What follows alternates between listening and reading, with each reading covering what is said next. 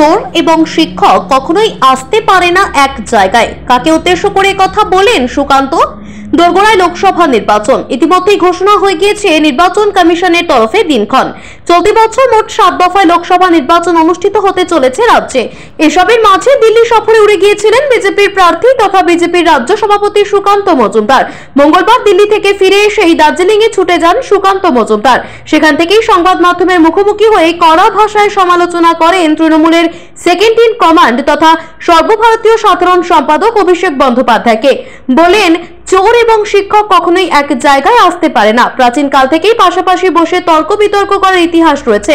ফাঁকা মাঠে ডায়লগ দিয়ে গিয়েছেন অভিষেক, এমনটাই কটাক্ষ করলেন সুকান্ত মজুমদার। তিনি বলেন, সব ঘটনা আগে থেকেই জানতেন মেয়র এবং কাউন্সিলর, এমনটাই অভিযোগ তুললেন তিনি। সোমবারের পর পুনরায় মঙ্গলবার আরো একবার কলকাতার কাউন্সিলরদের বিরুদ্ধে গুরুতর অভিযোগ তোলেন বিজেপির রাজ্য সভাপতি সুকান্ত মজুমদার। বলেন, যে কোনো ফ্ল্যাট যখন তৈরি করা হয় তখন প্রতিটি স্কোয়ার ফিটের জন্য টাকা নিয়ে কাজ করে কলকাতার কাউন্সিলররা। গার্ডেন রিচে যে ফ্ল্যাট দুর্ঘটনাটি ঘটেছে সেটি বেআইনি ভাবে তৈরি করা হচ্ছিল। ফিরাদ হাকিম সবটা জানতেন আগের থেকে।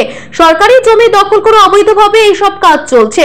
তৃণমূল প্রার্থী জুন মালিয়ার হয়ে প্রচারে গিয়ে বিজেপির প্রার্থী তালিকা নিয়ে কটাক্ষ শানিয়েছিলেন অভিষেক বন্দ্যোপাধ্যায়। এবার সেই প্রসঙ্গে সুকান্ত মজুমদার বলেন, বিজেপির প্রার্থী তালিকা চূড়ান্ত হয়ে গিয়েছে।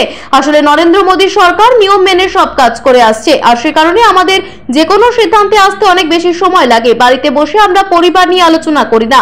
তৃণমূল দলটা পারিবারিক দল হতে পারে, তবে বিজেপি দলটা কিন্তু পারিবারিক দল নয়, এটি জাতীয় দল। আগামী 22 কিংবা 23 তারিখের মধ্যে বিজেপির সম্পূর্ণ প্রার্থী তালিকা ঘোষণা করা হবে, জানিয়ে দিলেন সুকান্ত মজুমদার। এরপরে তৃণমূলকে খোঁচা দিয়ে তিনি বলেন, মঞ্চে গিয়ে র্যাম্পে হেঁটে হেঁটে প্রার্থী ঠিক করে না বিজেপি। নির্বাচনী কমিটি বসে তবে ঠিক করা হয় প্রার্থী, আর সে কারণেই প্রার্থী তালিকা ঘোষণা হতে দেরি হচ্ছে। তবে তৃণমূল আগে শুরু করেছে ঠিকই, আমরা কিন্তু তাদেরকে টপকে দেব।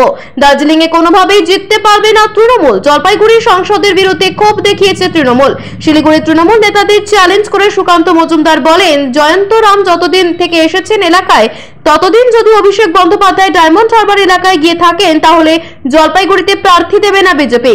সরাসরি চ্যালেঞ্জ ছুড়ে দিলেন বিজেপির রাজ্য সভাপতি তথা লোকসভা নির্বাচনে বিজেপির প্রার্থী সুকান্ত মজুমদার।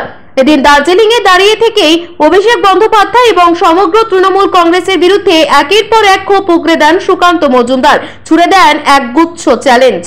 আমাদের সমস্ত কিছু ঠিক হয়ে গেছে, আশা করছি 22-23 তারিখ নাগাদ, কারণ আমাদের পার্টি নিয়ম অনুসারে চলে। ওই মঞ্চে গেলাম, র্যাম্পে হাঁটতে হাঁটতে প্রার্থী ঘোষণা করলাম, ওরকম আমাদের পার্টিতে হয় না। আমাদের পার্টিতে প্রথমে স্টেট ইউনিট বসে, স্টেট ইউনিটের সাথে তারপরে আমাদের সর্বভারতীয় যারা নেতা রাজ্যের দায়িত্বে আছেন তারা বসেন, এবং তারা বসার পর সব শেষে একটা বড় পার্লামেন্টারি বোর্ড বসে যেখানে প্রধানমন্ত্রী নিজে থাকে, তারপরে লিস্ট বেরোয়। আগামী 2-1 দিনের মধ্যে প্রধানমন্ত্রী পার্লামেন্টারি বোর্ডে বসবেন, তারপরেই লিস্ট বেরিয়ে যাবে।